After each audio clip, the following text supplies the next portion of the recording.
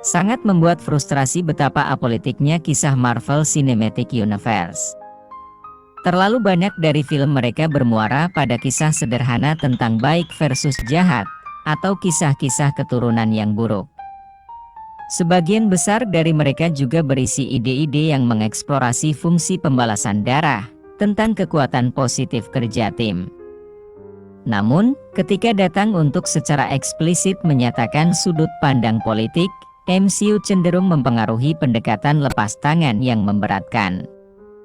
Ini terutama gagah ketika salah satu karakter paling populer waralaba adalah seorang prajurit Amerika bernama Captain America yang mengenakan bendera Amerika sebagai seragamnya. Orang mungkin berpikir bahwa dia, dari semua orang, akan memiliki sudut pandang tentang Amerika Serikat yang paling pernah dilihat oleh audiens. Sifat apolitis Captain America mencapai gelar yang kurang ajar dari film baru Julius Onah, Captain America: Brave New World. Film ini dibintangi oleh Captain America yang baru, Sam Wilson, diperankan Anthony Mackie, seorang pria yang heroik tetapi sopan yang tampaknya ingin bermain baik dengan presiden baru, Thaddeus Ross, diperankan Harrison Ford. Namun, dukungannya terhadap presiden benar-benar membingungkan ketika seseorang menganggap bahwa Sam berteman dengan karakter bernama Isaiah Bradley, diperankan Carl Lumbly.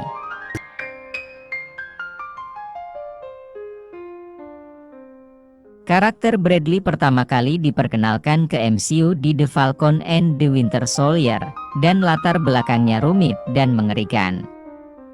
Dia memiliki setiap alasan untuk membenci status quo Amerika, dan penderitaannya adalah akibat langsung dari rasisme Amerika yang dilembagakan.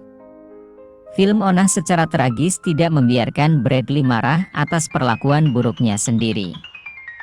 Sebaliknya, Bradley didorong untuk melanggengkan status quo. MCU mungkin apolitis, tetapi sulit untuk tetap seperti itu ketika Anda menatap politik tepat di wajahnya. Bradley, seperti yang dijelaskan secara singkat dalam Brave New World, adalah, beberapa dekade sebelumnya, penerima serum prajurit super yang sama yang memberi Captain America yang asli kekuatannya. Dia masih super kuat dan terlihat di awal film mengayunkan tas meninju ukuran penuh seperti tongkat baseball. Bradley juga menyebutkan bahwa serum itu digunakan sebagai eksperimen padanya, dan bahwa pemerintah AS tidak menyukai gagasan seorang pria kulit hitam yang sekuat itu, memaksa mereka untuk memenjarakannya karena alasan rasisme. Sementara menjalani hukuman 30 tahun yang tidak layak, Bradley menjadi sasaran eksperimen medis yang mengerikan dan tidak ditentukan. Sam Wilson, pria kulit hitam lainnya, tidak memunculkan ketidakadilan rasial dari kisah Bradley, meninggalkan lubang politik besar di Captain America: Brave New World. Memang, ketika Bradley diundang ke Gedung Putih untuk salah satu acara pers Presiden Ross, dia dengan senang hati menerima, senang mengenakan jas lama lagi.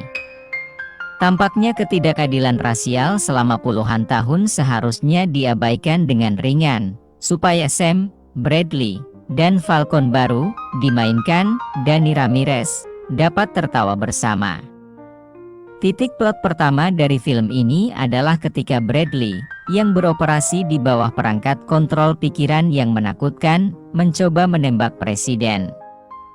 Seseorang dapat dimaafkan karena berpikir bahwa Bradley mencoba menembak presiden atas kemauannya sendiri. Dia tentu memiliki alasan untuk membenci Amerika dan Presiden Chalou yang memimpinnya.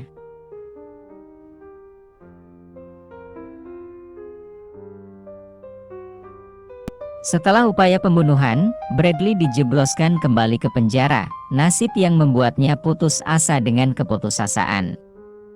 Dia tahu bahwa tinggal di penjara akan menghancurkannya, baik secara mental maupun fisik. Fakta bahwa dia ditempatkan di sana setelah percobaan lain hanya membuat penahanan lebih buruk. Brave New World bergantung pada ketidakadilan yang terlibat dalam menunda seorang pria kulit hitam, setelah sudah mengakui bahwa mengunci pria kulit hitam adalah salah satu ketidakadilan terbesar di Amerika. Tapi Brave New World tidak bergerak maju dengan ketidakadilan itu. Sam Wilson, orang mungkin berpikir, akan mengungkapkan rasa kebenaran karena melihat temannya di penjara. Apakah dia menyebutkan kepada presiden atau siapapun bahwa Bradley dirugikan oleh kebijakan rasis Amerika di masa lalu? Apakah dia menunjukkan bahwa Amerika telah dengan buruk memperlakukan warga kulit hitamnya? Dan merasa perlu untuk melawan sistem yang tampaknya masih dirancang untuk secara salah memenjarakan orang? Tidak, Sam tidak melakukan hal semacam itu. Memang, pembuat dunia baru yang berani berusaha keras untuk tetap apolitis di seluruh. Sam adalah pejuang pertempuran superhero, dan hanya itu dia. Dengan kekuatan kata-kata, begitulah cara Sam Wilson berhasil menghentikan Red Hulk, si alter ego dari Presiden Asmodeus Ross, yang terkena radiasi gamma. Wilson bukanlah prajurit super, jadi, terlepas dari upaya terbaiknya, dan dengan kostum super buatan Wakanda yang diresapi nanoteknologi, dan berbagai gadget yang dimilikinya, ia tidak sebanding dengan Red Hulk yang berkekuatan super. Hal itu terlihat jelas dari betapa mudahnya Red Hulk menghancurkan pesawat nirawak Red Wing milik Wilson, kemampuannya menahan serangan dari perisai vibranium milik Cap, dan betapa mudahnya ia merobek kostum Wilson. Itulah yang ia lakukan di akhir film yang penuh aksi ini. Mengetahui bahwa ia tidak dapat mengalahkan Red Hulk dalam perkelahian, Wilson membujuk musuhnya dengan memohon kepada pihak orang tua Ross, dan mengatakan bahwa ia masih dapat menjalin hubungan dengan putrinya yang terasing, Betty, jika ia menyerah. Bagaimanapun, Ross mendengarkan Wilson, menenangkan diri, dan kembali ke wujud manusianya. Setelah keluar dari rumah sakit, Ross dipindahkan ke Raft, penjara bawah air dengan keamanan tinggi, untuk individu berkekuatan super, yang pertama kali diperkenalkan di MCU pada Captain America: Civil War tahun 2016.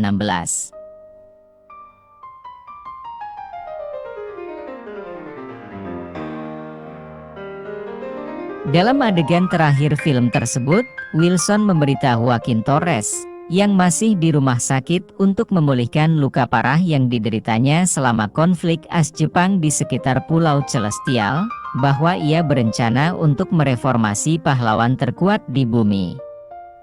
Namun, apakah ia akan melakukannya pada saat film Avengers berikutnya diluncurkan, masih belum jelas. Tidak banyak penampilan singkat di Brave New World.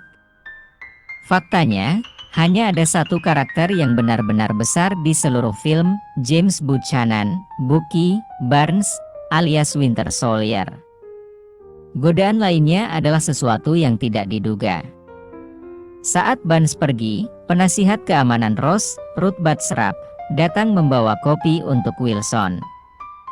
Saat ia melewati Barnes, ia menoleh 2 kali sebelum bertanya kepada Wilson apakah ia baru saja melihat calon anggota Kongres, James Barnes. Trailer terbaru Marvel untuk Thunderbolts memperlihatkan Bucky yang tampak necis menghadiri sidang Senat AS. Terlepas dari itu, rekaman publik Thunderbolts lainnya mengonfirmasi bahwa ia tidak akan menghabiskan seluruh film untuk terlibat dalam debat Kongres. Bahkan, ia akan kembali mengotori tangannya saat ia memimpin sekelompok anti pahlawan yang compang-camping melawan ancaman lain yang berpotensi mengakhiri dunia.